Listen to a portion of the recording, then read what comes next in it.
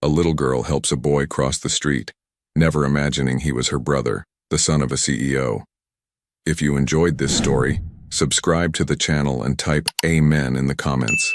A wonderful piece of news will reach you soon. And don't forget to tell us where you're watching from.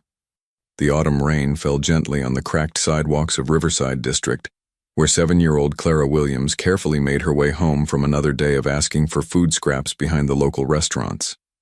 Her blonde hair, though unwashed for days, caught what little sunlight broke through the gray clouds. The metal prosthetics on both her legs clicked rhythmically against the pavement, government-issued devices that had given her mobility despite being born with severe leg deformities. Clara clutched a small paper bag containing leftover bread rolls from Murphy's Diner, her treasures for the day. Her mother, Sarah, lay bedridden at home with a severe respiratory infection that had been plaguing her for weeks, slowly sapping her strength. The medical bills had drained their savings months ago, leaving them surviving on Clara's daily expeditions for discarded food and the kindness of strangers.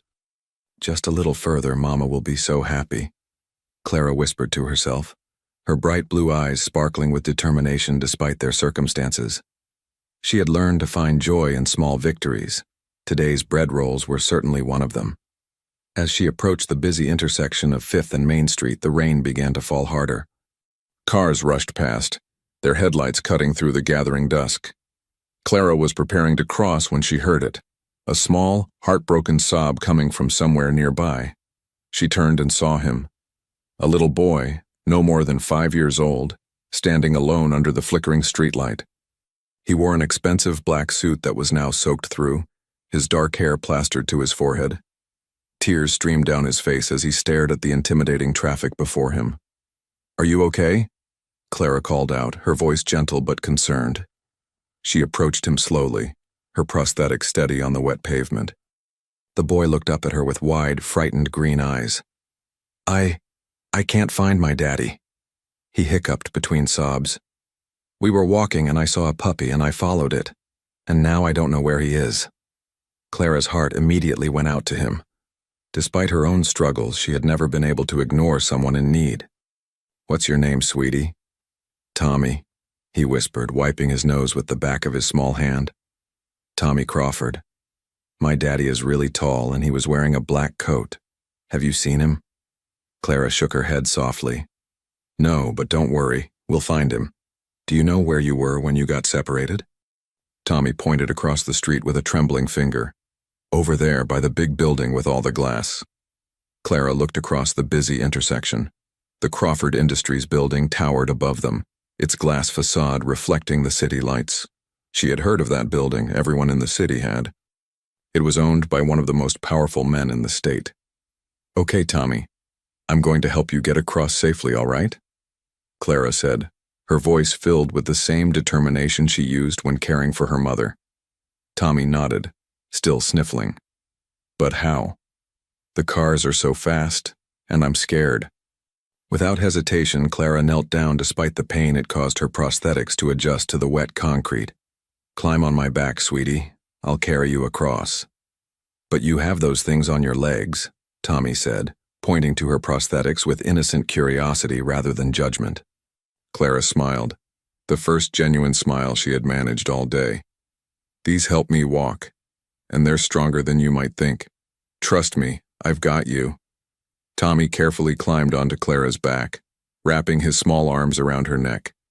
Despite her own frail frame, Clara stood up with determination. She had carried groceries, helped her mother, and managed countless tasks with her prosthetics. This was just another challenge to overcome. "Hold on tight," she instructed, and began making her way to the crosswalk. The walk signal seemed to take forever, but finally it changed. Clara stepped into the crosswalk, moving carefully but confidently across the wet street. Cars waited impatiently on both sides, their engines rumbling, but she focused only on reaching the other side safely. "You're really brave," Tommy whispered in her ear as they reached the middle of the intersection. "So are you," Clara replied, breathing slightly heavily but maintaining her steady pace. Just as they reached the other side, a tall figure in a black coat came running around the corner of the Crawford Industries building. The man's face was a mixture of panic and relief as his eyes locked onto the small boy on Clara's back. "Tommy!" the man shouted, his voice carrying both authority and desperation. Clara gently helped Tommy down from her back as the man approached them rapidly. She could see now that this was no ordinary father. His suit was impeccably tailored, his watch gleamed with expensive metal, and everything about him spoke of wealth and power. "Daddy," Tommy cried, running into the man's arms. The man, who Clara could see was no ordinary father, swept his son into a tight embrace, his relief palpable. His expensive suit was impeccably tailored, his watch gleamed with costly metal, and everything about him spoke of wealth and power. But as he looked up at Clara, his expression changed from relief to something else entirely. Who are you?" Richard asked, his voice barely above a whisper. Clara straightened her small frame, suddenly aware of how she must look in her worn clothes and with her prosthetics visible. "I'm Clara Williams, sir. I just helped Tommy cross the street." He was lost and scared. Richard continued to stare at her, something about her appearance stirring a memory he couldn't quite place. Her blonde hair caught the streetlight in a way that seemed familiar, and there was something about her facial features that nagged at his consciousness. "Clara Williams," he repeated slowly as if testing the words. "How old are you, Clara?" "7, sir. I'll be 8 next month," Clara replied, confused by the intensity of his stare. Richard's mind began racing. The timeline, the appearance, something about this child seemed significant, though he couldn't understand why. "What's your mother's name?" he asked, his voice now hoarse with an emotion he couldn't identify. Clara hesitated, sensing something important was happening but not understanding what. "Sarah Williams, sir. She's very sick right now." Richard felt a chill run down his spine. "Sarah," he whispered, and Clara saw something like recognition flash in his eyes. "Sarah Williams." Richard Crawford stood frozen on the sidewalk, his mind reeling with implications he couldn't quite process.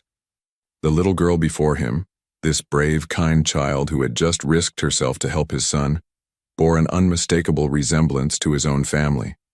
But it was more than just her appearance. It was the timeline, the name, and a secret he had buried deep in his heart 8 years ago. "Sir, are you okay?" Clara asked, her innocent voice cutting through his internal chaos. She was genuinely concerned about this stranger who had suddenly gone pale and silent. Tommy tugged on his father's coat. "Daddy, what's wrong?"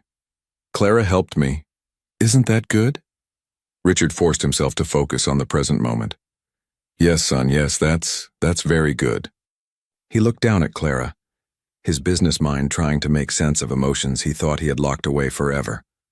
"Clara, where do you live? I'd like to thank your mother for raising such a kind daughter." Clara's face fell slightly. "We live in the Riverside Apartments, but Mama can't have visitors right now. She's too sick."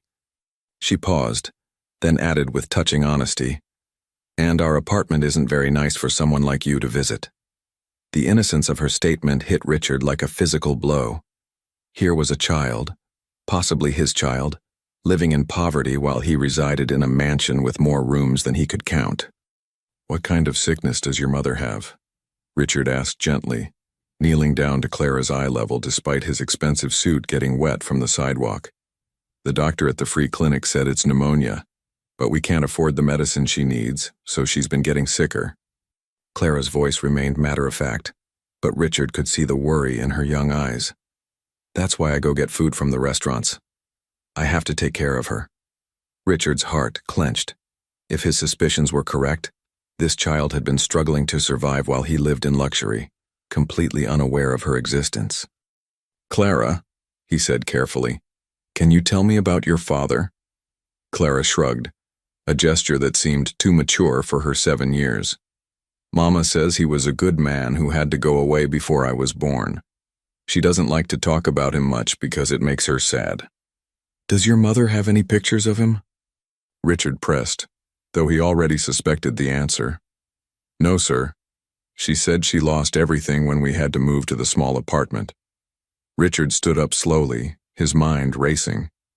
8 years ago, he had been engaged to Sarah Williams. She had been a nurse at the hospital where he had been taken after a car accident. They had fallen deeply in love, but his family, particularly his controlling father, had been furious about his relationship with someone from a lower class. The pressure had been immense. His father had threatened to disinherit him, to destroy Sarah's career, to make both their lives miserable if they didn't end the relationship. Richard had been young, scared, and under enormous pressure to take over the family business. In a moment of weakness and fear, he had broken off their engagement and left the city for a year to establish the company's overseas operations. He had tried to contact Sarah when he returned, but she had moved and no one knew where she had gone. He had hired private investigators, but they had found nothing. Eventually, he had married Patricia Morrison, a woman his family approved of, in what was essentially a business arrangement. Patricia had given him Tommy, but their marriage was cold and loveless. She had died in a car accident 2 years ago, leaving Richard to raise Tommy alone. Now looking at Clara, he realized that Sarah must have been pregnant when he left. This brave, selfless little girl could be his daughter. "Clara," Richard said, his voice thick with emotion, "I want to help your mother get better. Would that be okay?" Clara's eyes widened with hope and disbelief. "You would do that? But why? You don't even know us." "Because," Richard said, placing a gentle hand on her shoulder, "you saved my son today, and I believe in repaying kindness." Tommy, who had been listening quietly, suddenly spoke up. "Daddy, can Clara be my friend? She's really nice, and she's brave like the heroes in my books." Richard's throat tightened. If his suspicions were correct, Clara wasn't just Tommy's potential friend. She was his sister.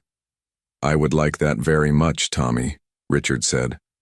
"But first, we need to make sure Clara's mother gets the help she needs." Clara's prosthetics clicked softly as she shifted her weight, still holding the damp bag of bread rolls. "I don't understand why you want to help us, but if you can make Mama better, I'll do anything you ask." The simple faith in her voice nearly broke Richard's composure. This child had known hardship her entire life, yet she retained an innate trust in goodness that humbled him. "You don't need to do anything, Clara, just let me help." Richard pulled out his phone and quickly dialed his personal physician. "Dr. Hendricks, this is Richard Crawford. I need you to make an emergency house call tonight. Yes, I know it's late. This is important." As he gave the doctor Clara's address, he watched the little girl's face transform with hope and disbelief. When he hung up, Clara was staring at him with tears in her eyes. Is a real doctor really coming to see Mama?" she whispered. "Yes, and he's bringing all the medicine she needs." Clara suddenly threw her arms around Richard's waist, her small body shaking with gratitude. "Thank you, thank you, thank you. You're like an angel." Richard gently returned the embrace, his heart breaking and healing simultaneously. Over Clara's head, he met Tommy's curious gaze. "Daddy," Tommy said thoughtfully, "Clara looks a little bit like you." Richard's breath caught. Even a 5-year-old could see the resemblance. "Does she?" Richard managed to say. "Yeah, she has the same eyes as you, and the same nose too." Clara pulled back from the embrace, wiping her eyes. "I should go home now. Mama will be worried, and I need to tell her about the doctor." "I'll drive you home," Richard said quickly. Clara shook her head. "That's okay, sir. I know the way, and I don't want to be any more trouble." "You're not trouble, Clara. And I insist, it's getting dark and the rain is getting worse." After some gentle persuasion, Clara agreed to the ride. As Richard's luxury sedan pulled up to the curb, summoned by a quick call to his driver, Clara's eyes widened at the sight of the vehicle. "I've never been in a car this fancy," she admitted as Richard helped her into the back seat beside Tommy. During the short drive to Riverside Apartments, Richard found himself stealing glances at Clara in the rearview mirror. The resemblance to his own childhood photos was uncanny. But more than that, he saw traces of Sarah in her expressions, her gestures, the way she comforted Tommy when he expressed worry about their new friend's mother. The Riverside Apartments were exactly as Richard had feared, a run-down complex that had seen better days decades ago. As they pulled up to the building, Richard's heart sank further. This was where his possible daughter had been living while he resided in mansions and penthouses. "Thank you for the ride," Clara said politely as Richard helped her out of the car. and thank you for sending the doctor. I'll never forget this kindness." "Clara," Richard said, catching her hand gently before she could walk away. "I'd like to check on your mother tomorrow if that's all right, to make sure she's feeling better." Clara nodded eagerly. Mama would like that. She always says it's important to thank people properly. As Richard watched Clara disappear into the apartment building, her prosthetics carrying her up the stairs with determined grace, he made a silent promise. If this child was his daughter, he would spend the rest of his life making up for the years he had missed, for the hardships she had endured, and for the love she had been denied. Tommy pressed his face against the car window, watching Clara's retreating figure. "I really like her, Daddy. She's different from the other kids at my school." "How so?" Richard asked, though he thought he knew the answer. "She's not mean or scared or jealous. She's just good." Richard nodded, his throat tight with emotion. "Yes, son, she is." As they drove away, Richard was already planning his next steps. He would have Dr. Hendricks report back to him immediately. He would arrange for Sarah's medical bills to be paid anonymously. And tomorrow he would begin the delicate process of discovering the truth about Clara's parentage and figuring out how to handle the life-changing revelations that truth might bring. Dr. Hendricks arrived at the Riverside Apartments exactly 1 hour after Richard's call, carrying a medical bag that contained everything needed to treat severe pneumonia. Richard had instructed him to spare no expense and to call immediately with his assessment. Clara led the distinguished physician up 3 flights of stairs to their small apartment, her excitement barely contained. "Mama, the doctor is here. The nice man really sent him." Sarah Williams lay on a worn couch that served as her bed, covered with thin blankets that did little to hide her frail condition. At 35, she looked far older. Years of poverty and illness had taken their toll. But when she saw her daughter's face lighting up with hope, she managed a weak smile. "Clara, sweetheart." "What, doctor?" "We can't afford—" "It's all taken care of, Mrs. Williams," Dr. Hendricks interrupted gently. "A good Samaritan has arranged for your complete medical care." As Dr. Hendricks examined Sarah, Clara hovered nearby, describing the events of the evening with the innocent excitement of a child who had witnessed a miracle. "And then this man, Tommy's daddy, he just called you on his phone, just like that. And he said you would make Mama all better." Sarah's eyes sharpened despite her fever. "Clara, what was this man's name?" "Mr. Crawford. He owns that big glass building downtown. His little boy got lost and I helped him cross the street."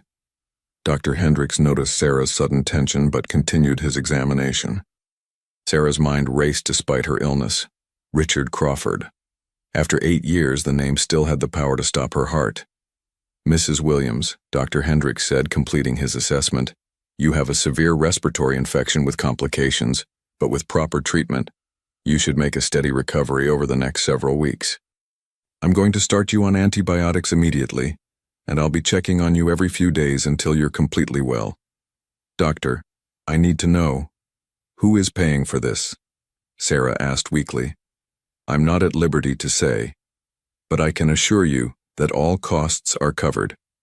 Additionally, I've been instructed to arrange for any specialist you might need, physical therapy for Clara if beneficial, and any other medical care your family requires." The scope of the offer left Sarah speechless.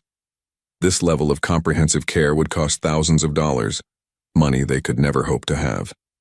After Dr. Hendricks left, having administered Sarah's first dose of medication and left enough supplies for several days, Clara curled up next to her mother on the couch. "Mama, are you really going to get better?" "Yes, baby. Thanks to your kindness today." Sarah stroked Clara's blonde hair, her mind churning with possibilities she didn't want to consider. "Tommy's daddy was really nice. And Tommy said I look like his daddy." Clara yawned, the excitement of the day catching up with her. "Do you think we could be friends? Real friends, not just the kind where I pretend?" Sarah's heart clenched.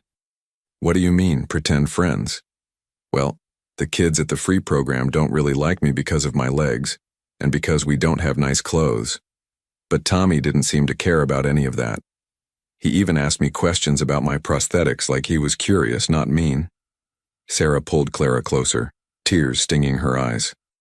Oh, sweetheart, you deserve friends who see how wonderful you are. Maybe I do look a little like Tommy's daddy, Clara murmured sleepily. Everyone always says I don't look much like you. Mrs. Patterson next door said once that I must look like my father, whoever he is. Sarah's blood ran cold. Clara had Richard's eyes, his facial structure, even his determined chin. She had spent 7 years praying that no one would notice the resemblance, especially not Richard himself. What else did Tommy tell you about his family? Sarah asked carefully. He said his mama died when he was little, so it's just him and his daddy now. And he said his daddy works all the time, but that he's good at fixing things and making people happy. Clara's voice grew softer. I told him that you work really hard too, but that sometimes there aren't enough jobs for people to take care of us. Sarah's heart ached at the matter-of-fact way Clara discussed their poverty. He asked me why I don't have a daddy, and I told him what you always say, that sometimes daddies can't stay, but that doesn't mean they didn't love us. Sarah closed her eyes, fighting back tears. She had tried so hard to protect Clara from feeling abandoned, but the questions about her father were becoming more frequent as Clara grew older. The next morning, Sarah woke feeling slightly better than she had in weeks. The antibiotics were beginning to take effect, though she knew the recovery would be gradual.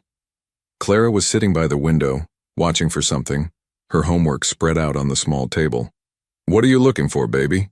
Mr. Crawford said he might come check on you today. I want to thank him properly like you taught me. And look. Clara held up a math worksheet. I finished all the problems already. The teacher said this was for older kids, but I understood it. Sarah looked at the advanced mathematics problems, all completed correctly.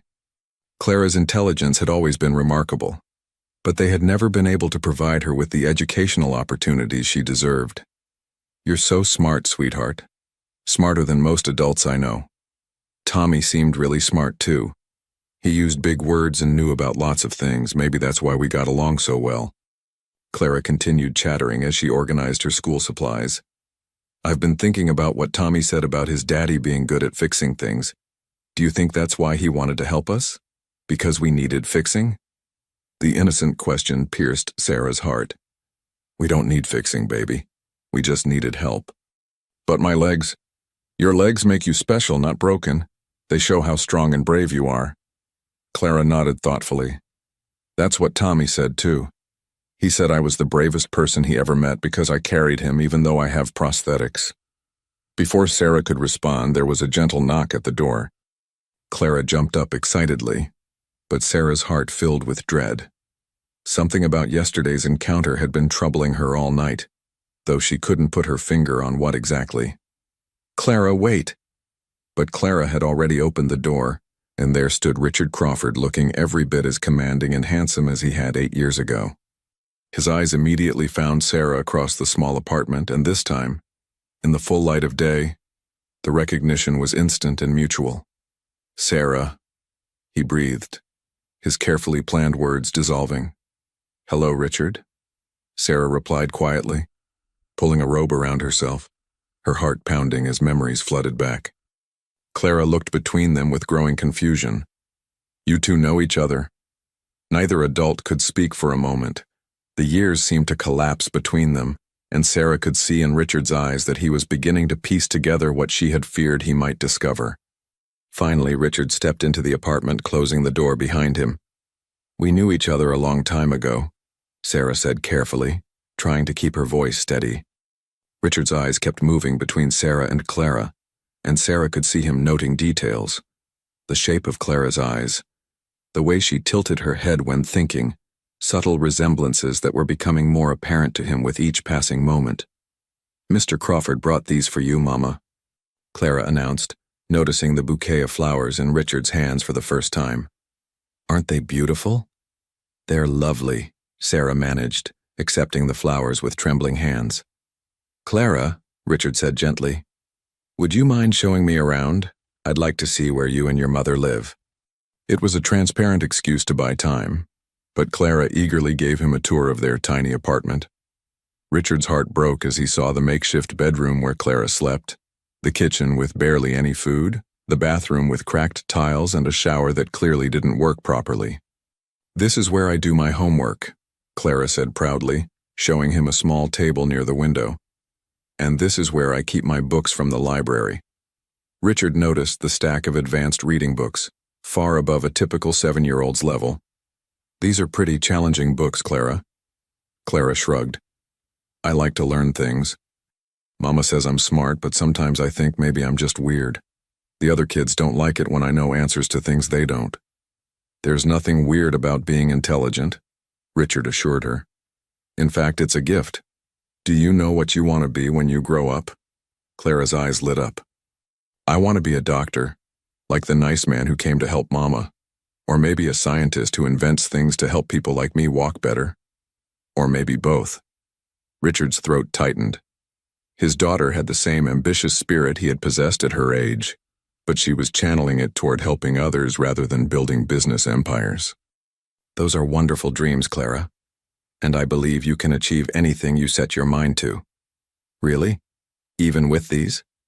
Clara gestured to her prosthetics, without self-pity, just practical acceptance. Especially with those.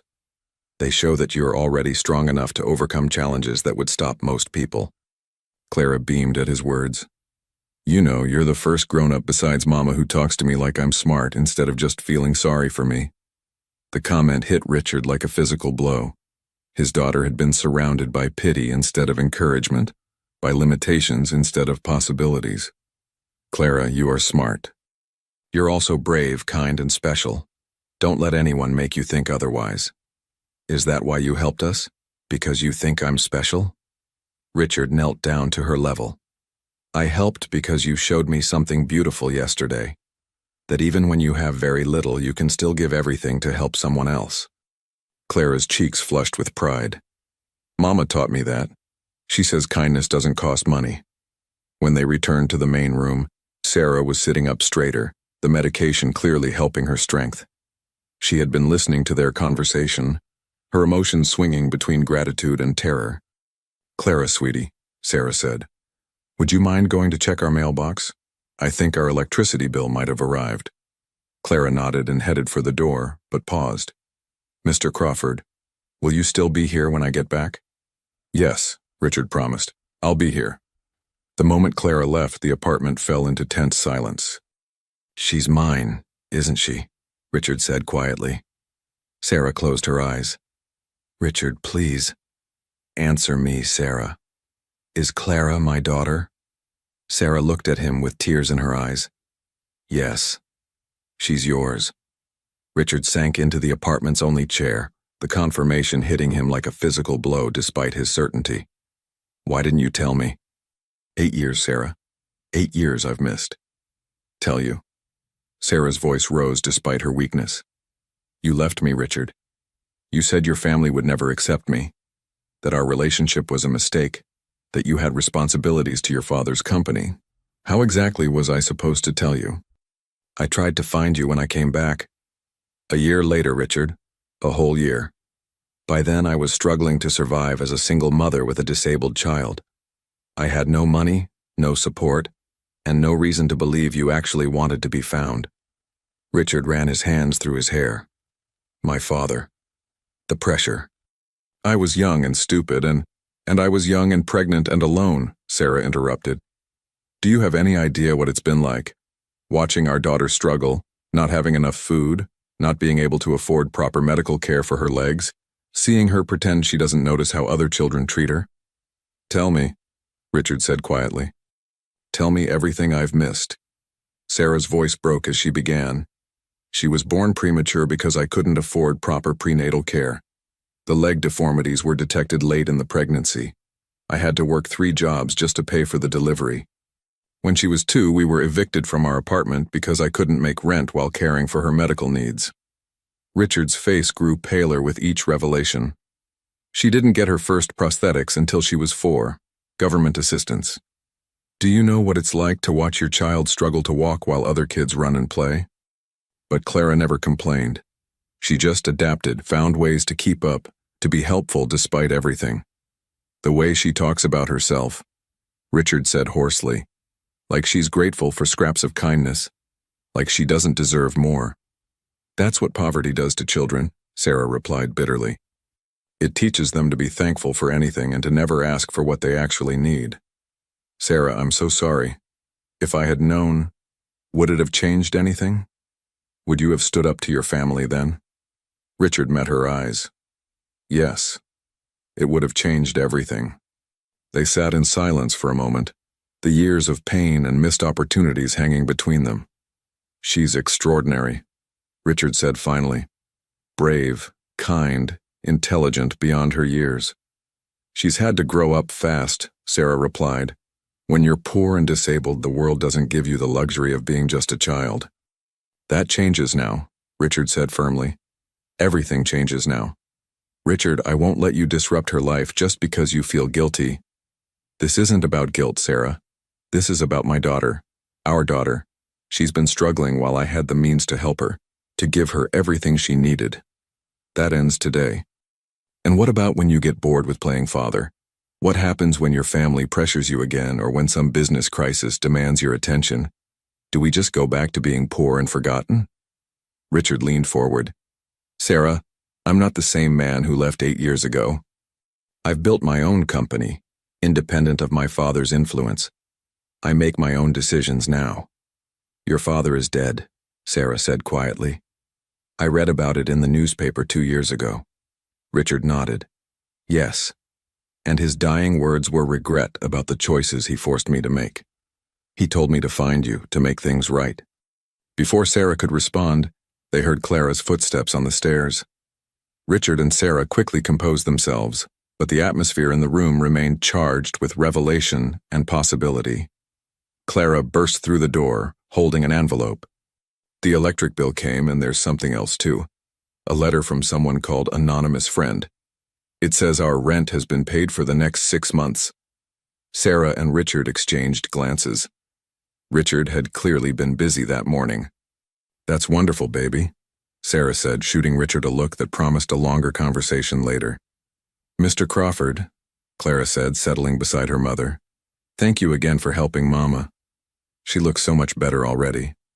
I'm glad I could help, Richard replied, his voice thick with emotion as he looked at his daughter.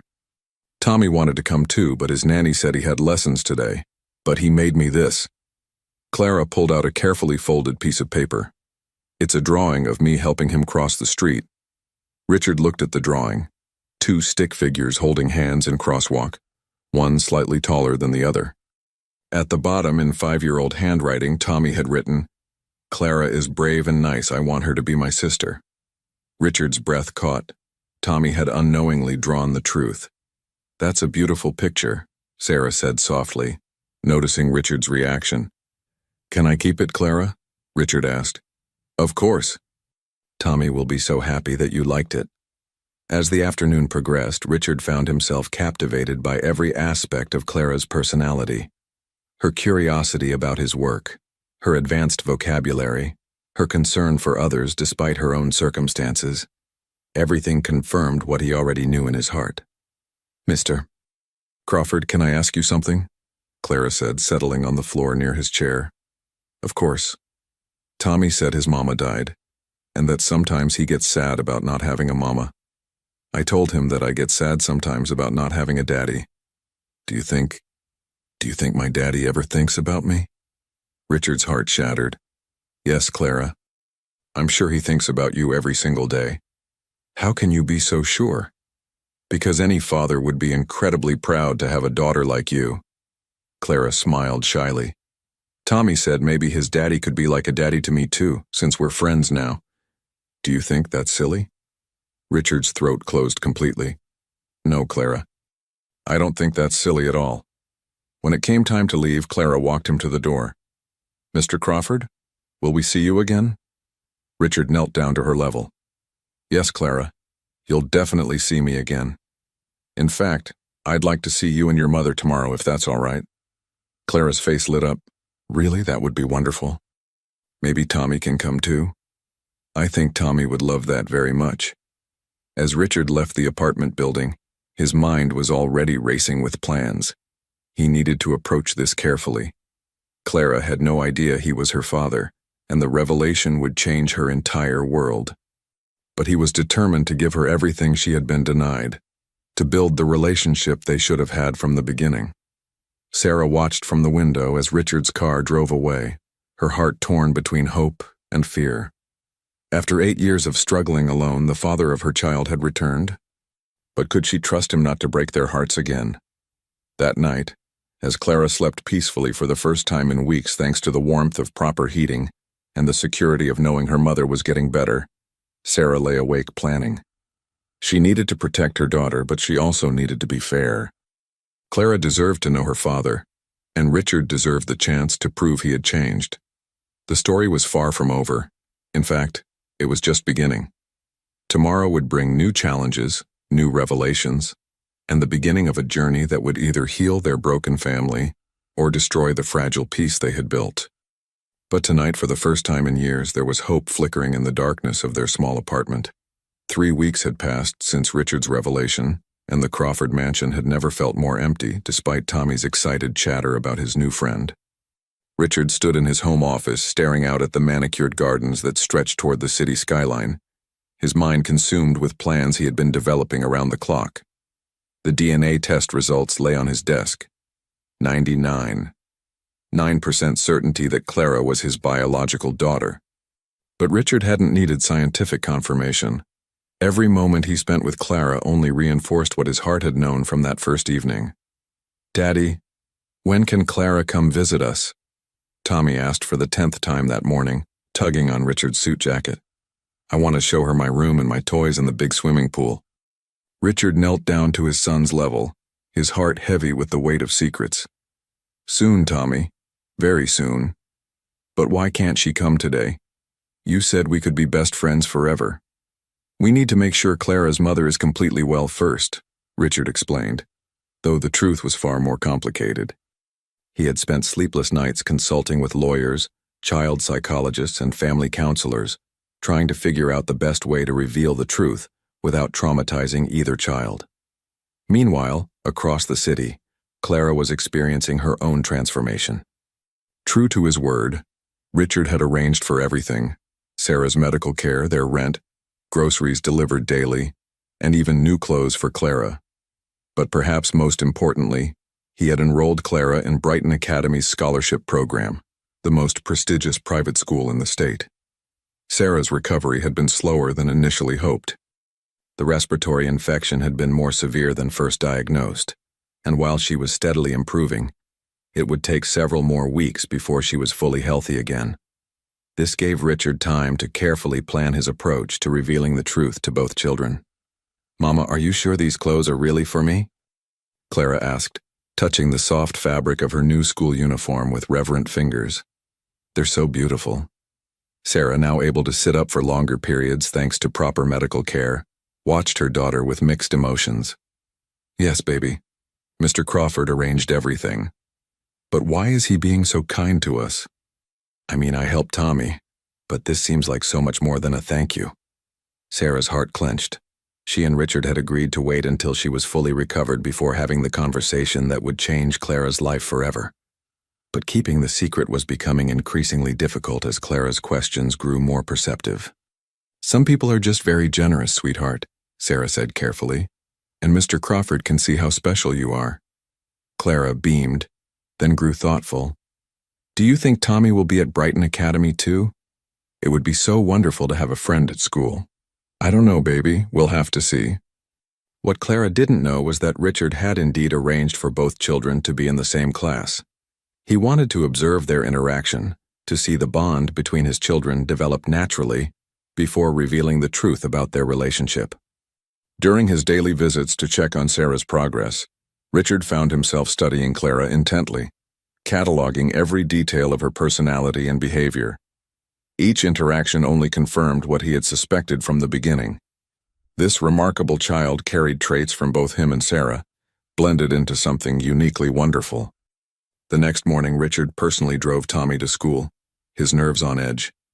Today would be Clara's first day at Brighton Academy, and it would be the first time he would see her since learning the DNA results had confirmed his paternity. "Daddy, you seem worried," Tommy observed with the perceptiveness of a child. "Are you nervous about seeing Clara?" Richard glanced at his son in the rearview mirror. "A little bit, yes." "But why? Clara is nice. She won't hurt you. If only it were that simple, Richard thought. The truth was he was terrified, not of Clara, but of his own emotions, of the possibility that he might somehow fail her again, of the overwhelming responsibility of making up for 7 lost years. When they arrived at Brighton Academy, Richard spotted Clara immediately. She stood near the entrance with Sarah, looking overwhelmed by the grandeur of the building but trying to hide her nervousness behind a brave smile. Her new uniform fit perfectly, and her prosthetics had been polished until they gleamed. "Clara!" Tommy shouted, breaking away from Richard's hand and running toward his friend. Clara's face lit up with genuine joy when she saw Tommy. "Tommy, you go to school here too?" "Daddy arranged it so we could be in the same class," Tommy announced proudly, then lowered his voice conspiratorially. "And wait until you see the library. It has more books than you could read in a whole year." Richard approached slowly, his eyes meeting Sarah's over the children's heads. She looked beautiful, healthier than she had in years, wearing a simple but elegant dress that Richard had had delivered along with Clara's school supplies. "Good morning, Sarah, Clara." Richard's voice was carefully controlled, but his eyes lingered on his daughter with unmistakable paternal pride. "Good morning, Mr. Crawford," Clara replied politely. "Thank you again for everything. I can't believe I get to go to this amazing school. You deserve every opportunity, Clara. I have a feeling you're going to do remarkable things here." As they walked the children to their classroom, Richard found himself cataloging every detail of Clara's behavior. The way she helped Tommy with his backpack when he struggled with the zipper. How she greeted other students with shy but genuine kindness. The excited questions she asked about the science laboratory they passed. "Mrs. Henderson will be your teacher," Richard explained as they reached the classroom door. "She's one of the best educators in the state." Clara looked up at him with those green eyes so like his own. "Mr. Crawford, can I ask you something?" "Of course. Why are you helping us so much? I mean, really helping us. Mama says some people are just generous, but this feels like more than that." Richard's throat tightened. Even at 7, Clara was too intelligent to accept simple explanations. "Because, Clara, I believe that when someone shows the kind of courage and kindness you showed Tommy, it's important to make sure they have every chance to share that gift with the world." It wasn't the complete truth, but it wasn't a lie either. "Tommy says you're the best daddy in the world," Clara said softly. "I bet if I had a daddy, I'd want him to be just like you." Richard's composure nearly cracked completely. Sarah stepped forward quickly, sensing the emotional danger. "Come on, sweetheart. Let's meet your teacher." As the children disappeared into the classroom, Richard and Sarah stood in the hallway, the weight of unspoken truths heavy between them. "She's getting more suspicious," Sarah murmured. "And Tommy keeps talking about wanting Clara to be his sister." "I know. Maybe it's time." "Richard, I'm scared. What if she rejects you?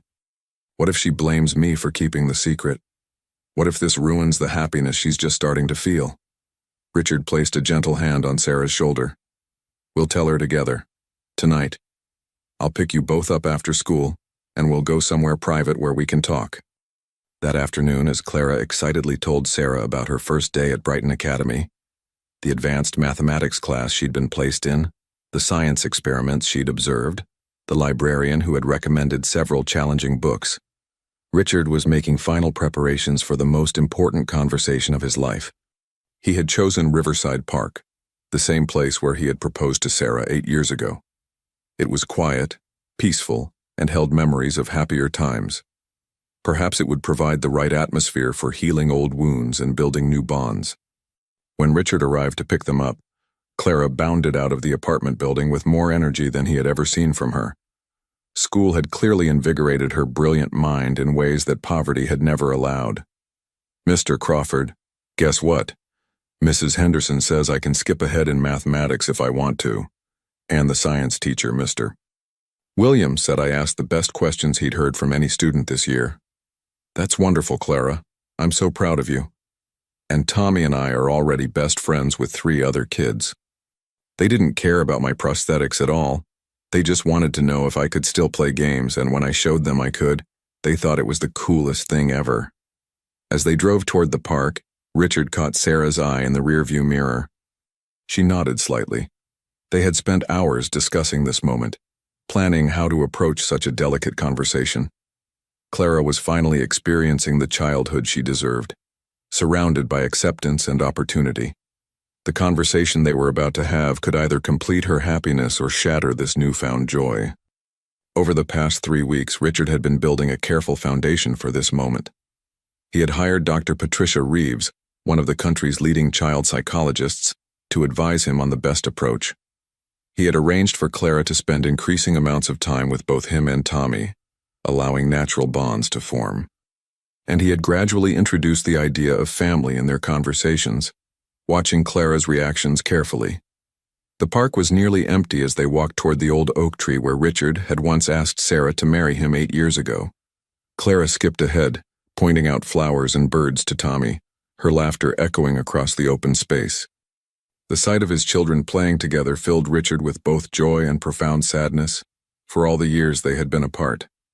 "Clara, Tommy," Richard called softly. "Could you both come sit with us for a moment? We have something important to talk about." The children settled on the grass, Tommy immediately snuggling against his father's side while Clara sat between Richard and Sarah, her intelligent eyes already picking up on the serious atmosphere. Richard had learned over the past weeks that Clara was remarkably perceptive. She could sense adult emotions and tensions with uncanny accuracy. "Are we in trouble?" Tommy asked innocently. "No, son, not at all, but there's something about Clara that you need to know. Something wonderful." Richard looked at Clara, his heart pounding so hard he was sure everyone could hear it. "Clara, do you remember asking me about families, about what it would be like to have a father?" Clara nodded slowly, her attention completely focused on him now. "What if I told you that sometimes families find each other in unexpected ways? That sometimes people who are meant to be together get separated, but love finds a way to bring them back?" Clara's eyes widened, and Richard could see her brilliant mind working through the implications of his words. "Mr. Crawford," she said carefully, "are you trying to tell me something about my family?" Richard's throat tightened. Even at 7, Clara was too intelligent for simple explanations. "Yes, sweetheart, I am." He took a deep breath, looking at Sarah for strength before continuing. "Clara, for the past few weeks I've been getting to know you. I've seen how kind you are, how brave, how incredibly smart. I've watched you with Tommy, and I've seen something beautiful. The way you care for each other, the way you seem to understand each other." "We do understand each other," Clara said softly. "Tommy feels like family to me." "That's because he is family to you, Clara." Richard's voice broke slightly. "What I'm trying to tell you, sweetheart, is that I'm your father, and Tommy is your brother." The words hung in the air like a physical presence. Clara stared at him, her young mind trying to process this information. Tommy looked back and forth between them, confusion written across his face. You're my daddy?" Clara whispered. "Yes, baby. I'm your daddy." Clara was quiet for a long moment, studying Richard's face with new understanding. "That's why I look like you. That's why Tommy said we had the same eyes." "That's right." Tommy suddenly sat up straighter. "Wait, does this mean Clara is my sister? My real sister?"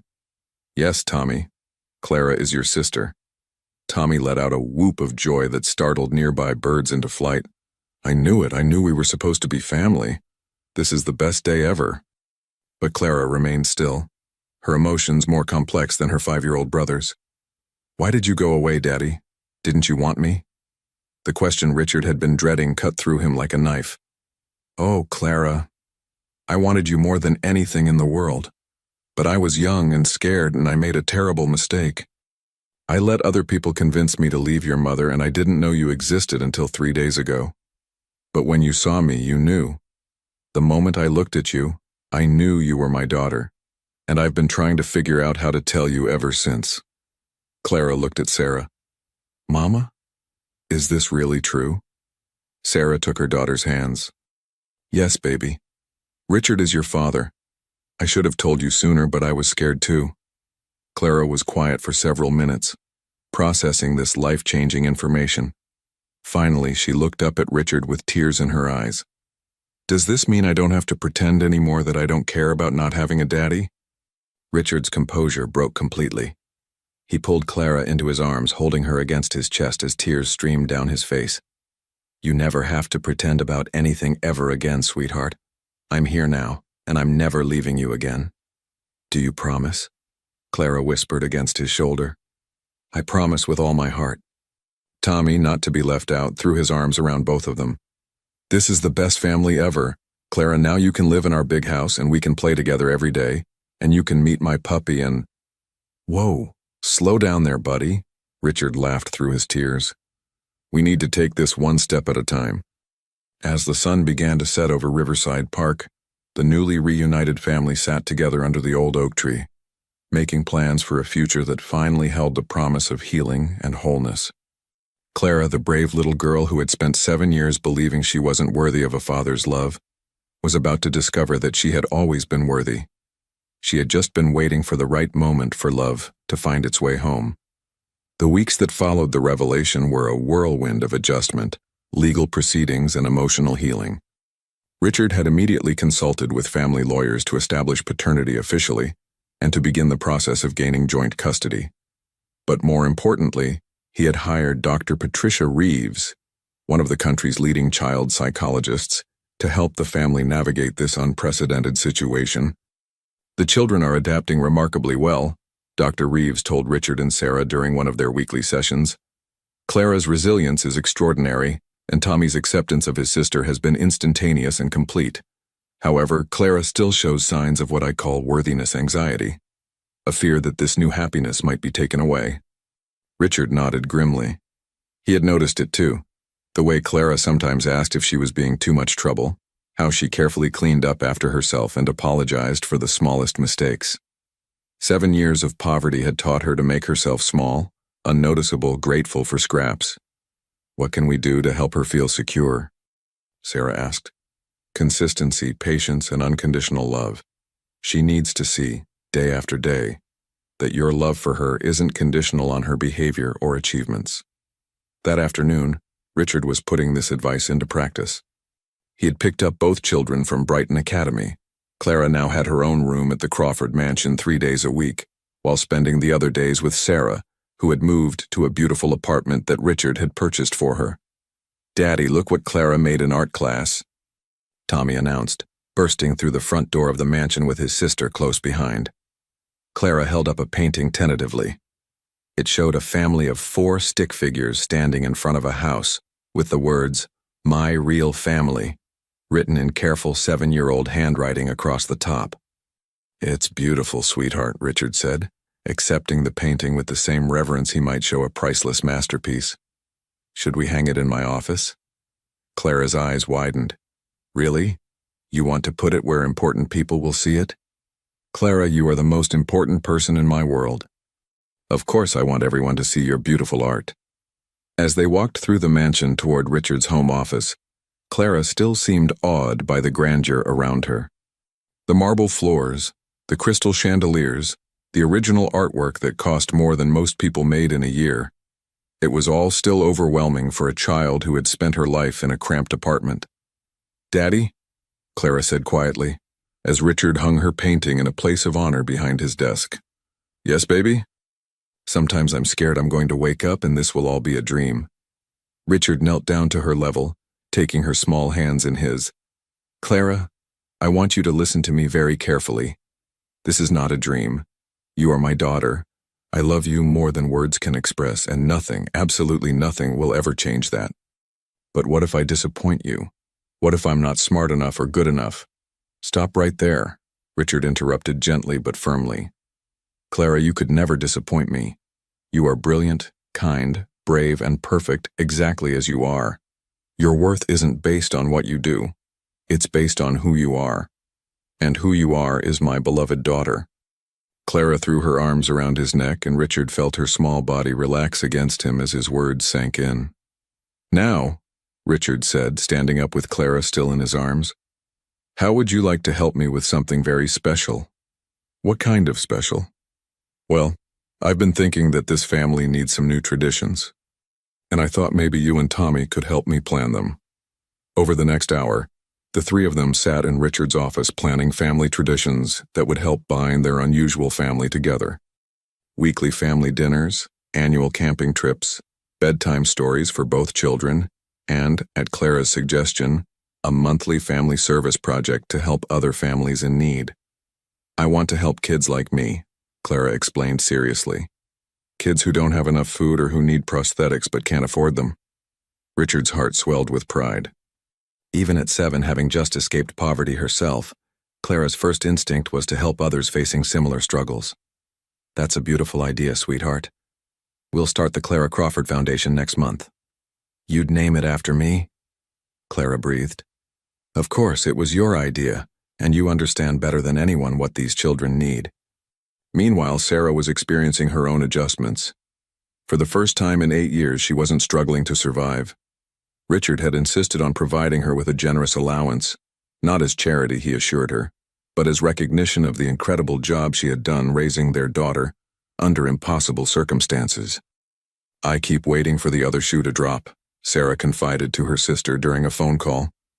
"It's been 2 months and Richard hasn't shown any signs of backing away or changing his mind. But I can't shake the fear that something will happen. Sarah, maybe it's time to consider that Richard really has changed. Maybe he's genuinely committed to being the father Clara deserves." That evening, Sarah's fears would be put to the ultimate test. Richard was hosting a dinner party for his business partners, men and women who controlled billions of dollars in investments and whose approval could make or break deals.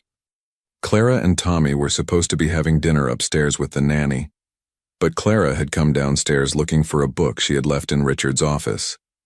As she walked through the formal dining room, she accidentally bumped into a server carrying a tray of expensive wine glasses. The crash was spectacular. Crystal shattered across the marble floor, red wine splashed across the pristine white tablecloth, and suddenly all conversation stopped. Clara stood frozen in the middle of the destruction, her prosthetic surrounded by shards of glass, her face pale with terror. Oh no, I'm so sorry," she whispered, immediately dropping to her knees to try to clean up the mess despite the danger of the broken glass. Richard was on his feet instantly, but before he could reach Clara, one of his business partners, Harrison Blackwell, a notoriously cold and demanding investor, spoke loudly enough for everyone to hear. "Good God, Crawford. Can't you control your household better than this? What kind of operation are you running here?" The room fell into an uncomfortable silence. This was the moment Sarah had feared, when Richard would be forced to choose between his daughter and his business interests. Richard walked calmly to where Clara knelt among the broken glass, carefully lifted her up and checked to make sure she wasn't hurt.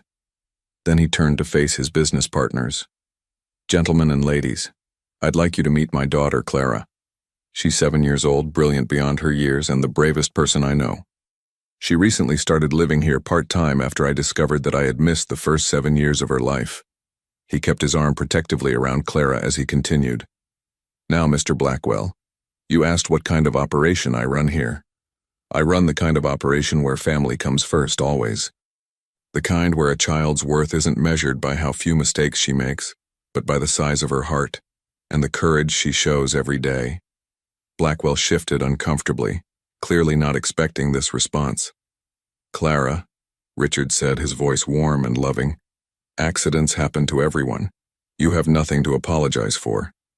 Why don't you go upstairs with Tommy, and I'll come read you both a story after my guests leave." "But Daddy, the mess—" "Will be cleaned up by people who are paid to clean up messes. Your only job is to be 7 years old." As Clara headed upstairs, Richard turned back to his business partners.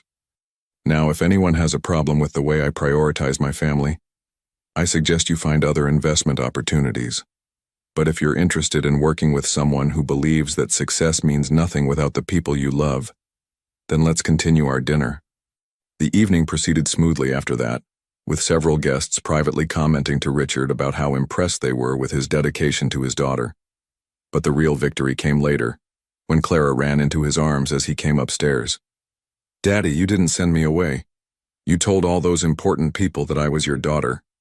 "Of course I did, sweetheart. I'm proud to be your father. But I broke their expensive glasses. Clara, listen to me. There is nothing you could ever do that would make me love you less or be less proud to call you my daughter. Nothing. Across town, Sarah received a text message from Richard. Clara had a little accident at dinner tonight. I handled it the way a father should. She's asleep now, but I thought you should know your daughter is safe, loved, and protected. Always. For the first time in 8 years, Sarah went to sleep without worrying about her daughter's future. The next morning brought an unexpected visitor to the Crawford mansion. Mrs. Eleanor Crawford, Richard's mother, stood at the front door with a stern expression and a carefully controlled posture that Richard recognized immediately. "Mother," Richard said, opening the door wider. "This is unexpected. Richard, we need to talk about this situation with the child." Richard's jaw tightened. "Her name is Clara, Mother. She's your granddaughter. Don't be naive, Richard. You have no proof that child is actually yours. This woman is obviously after your money. I have DNA results, Mother. Clara is definitely my daughter." Eleanor's composure slipped slightly. "Even if that's true, Richard, think about what you're doing. You're jeopardizing everything, your reputation, your business relationships, your standing in society, for a disabled child from the slums." "I'm going to pretend I didn't hear you just refer to my daughter that way," Richard said, his voice dangerously quiet. "Richard, be practical. Give the woman some money. Ensure the child has decent care, but don't complicate your life by trying to play father to get out." Eleanor blinked in surprise. "Excuse me? I said get out, and don't come back until you're ready to apologize to my daughter and welcome her into this family." "Richard, you're making a mistake. The only mistake I made was waiting 8 years to find her. Now leave before I call security." As his mother's car disappeared down the driveway, Richard felt a small hand slip into his. Clara had heard everything from the top of the stairs. "I'm sorry your mama doesn't like me, Daddy," she said quietly. Richard picked her up, holding her close.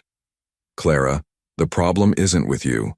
The problem is with people who can't see how wonderful you are, and those people don't deserve to be part of our lives." "But she's your mama. Don't you love her?" "I love the mother I remember from when I was little. But the woman who just left isn't that person anymore. Sometimes, sweetheart, we have to choose between the family we're born into and the family we create. And I choose you. Every single time." That afternoon, Richard made 2 phone calls that would change their lives forever. The first was to his lawyer, officially disinheriting his mother and leaving everything to Clara and Tommy. The second was to Sarah. "Sarah, I know this is moving fast, but I have a question for you." "What kind of question?" "The kind that starts with 'Will you marry me?' and ends with us giving our children the complete family they deserve." The silence on the other end of the phone stretched for what felt like forever. "Richard, are you sure? Are you proposing because you love me, or because you think it's what's best for Clara?" "I'm proposing because I realized something today. I never stopped loving you, Sarah. I just buried that love under fear and obligation and other people's expectations. But watching you raise our daughter, seeing the woman you've become, falling in love with Clara, and seeing so much of you in her, I know now that you're not just the mother of my child, you're the love of my life." Another pause, then softly, "Yes, Richard. Yes, I'll marry you." That evening, as Richard tucked both children into their beds, Clara looked up at him with those green eyes that reflected his own. "Daddy, are you going to marry Mama? How did you know that?"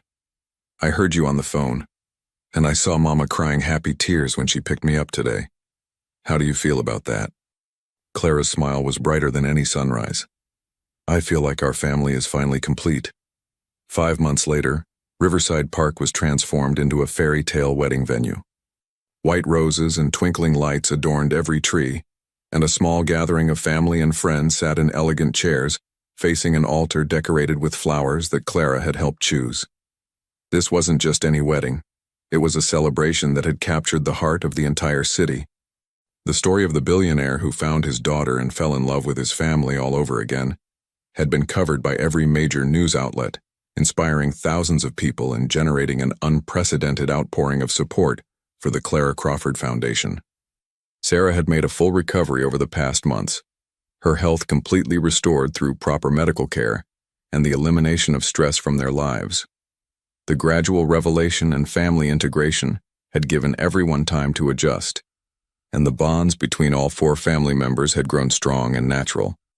Clara stood at the front of the aisle in a beautiful lavender dress, carefully chosen to complement her prosthetics, which now gleamed with decorative engravings that made them look like works of art rather than medical devices. She held a basket of rose petals in one hand and Tommy's hand in the other. "Are you ready, sister?" Tommy whispered, using his favorite new word for Clara. "I've been ready for this my whole life," Clara whispered back, her 7-year-old wisdom shining through. As the music began, the children walked down the aisle together, Clara's prosthetics clicking rhythmically against the ground in perfect time with the wedding march. When they reached the altar, they took their places beside Richard, who looked more nervous than he had during any business deal in his life. Then Sarah appeared at the back of the aisle, and Richard's breath caught. She wore a simple but elegant white dress that made her look like the young woman he had fallen in love with almost 9 years ago, but with the added grace and strength that came from overcoming unimaginable challenges and raising an extraordinary daughter. As Sarah walked toward him, Richard thought about the journey that had brought them to this moment, the mistakes he had made, the years they had lost, the pain his daughter had endured. All of it had led to this perfect moment when their broken family would finally be made whole. The ceremony had been planned to reflect their unique story. Dr. Patricia Reeves, who had helped guide their family integration, served as one of the witnesses. Several families from the Clara Crawford Foundation were in attendance, representing the community of people their story had touched and inspired. "Dearly beloved," the minister began, "we are gathered here today not just to witness the union of Richard and Sarah, but to celebrate the miraculous power of love to heal, to forgive, and to create family in the most unexpected ways." During the exchange of vows, Richard looked directly at Sarah as he spoke. 8 years ago, I made the biggest mistake of my life when I walked away from you. I thought I was protecting my future, but I was actually destroying it. You gave me the greatest gift possible, our daughter Clara, and raised her to be everything I could have hoped for and more. Today, I promise to never let fear make my decisions again. I promise to love you, to honor you, and to be the husband and father our family deserves. Sarah's voice was strong and clear as she replied, "Richard, you gave me the greatest gift of my life when you helped create Clara. Even though we were apart, that gift taught me what real love means. Love that sacrifices, love that perseveres, love that never gives up hope. Watching you discover our daughter, seeing you fall in love with her and embrace your role as her father, has shown me the man I always believed you could be. Today, I'm choosing to trust in that love again, and I promise to build a future with you that honors the past while embracing all the possibilities ahead." When the minister asked if anyone objected to the union, 5-year-old Tommy piped up loudly, "I object to waiting any longer. I want them to be married right now so we can have cake." The entire gathering erupted in laughter, and even the minister chuckled as he moved quickly to the conclusion of the ceremony. "By the power vested in me by the state, I now pronounce you husband and wife. Richard, you may kiss your bride." As Richard and Sarah kissed, Clara and Tommy cheered alongside the gathered guests. But the most meaningful moment came when the minister added, "Ladies and gentlemen, I present to you the Crawford family, Richard, Sarah, Clara, and Tommy." The reception was held in the Crawford Mansion's ballroom, which had been decorated to look like a magical garden. Clara moved through the crowd with confidence now, no longer the scared little girl who had apologized for existing. She thanked guests for coming, answered questions about her prosthetics with the pride of someone who understood that her differences made her special rather than defective, and even gave a short speech that left most of the adults in tears. "My name is Clara Crawford," she began, standing on a small platform so everyone could see her. "A year ago, I was a little girl who didn't have enough food, who didn't have a daddy, and who thought that meant there was something wrong with me. But I learned that sometimes the best things in life come when you're brave enough to help someone else, even when you're scared." She paused, looking directly at Richard and Sarah. "My daddy found me because I helped my brother Tommy cross the street. But really, I think we all helped each other get to where we belong. And now I want to help other kids find their families too." Richard stepped forward, lifting Clara so she could better address the crowd.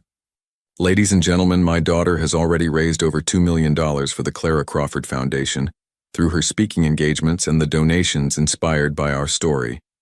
But more importantly, she's reminded all of us that family isn't just about blood. It's about love, sacrifice, and choosing to show up for each other every single day. The crowd erupted in applause, but the real celebration happened later that evening when the extended family was finally alone.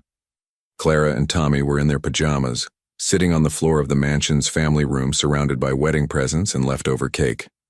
Sarah had changed into a comfortable dress, and Richard had loosened his tie and rolled up his sleeves. "Daddy," Clara said, cuddling against Richard's side, "can I ask you something?" "Always, sweetheart." "Do you think everything that happened, the bad stuff and the sad stuff, do you think it happened for a reason?"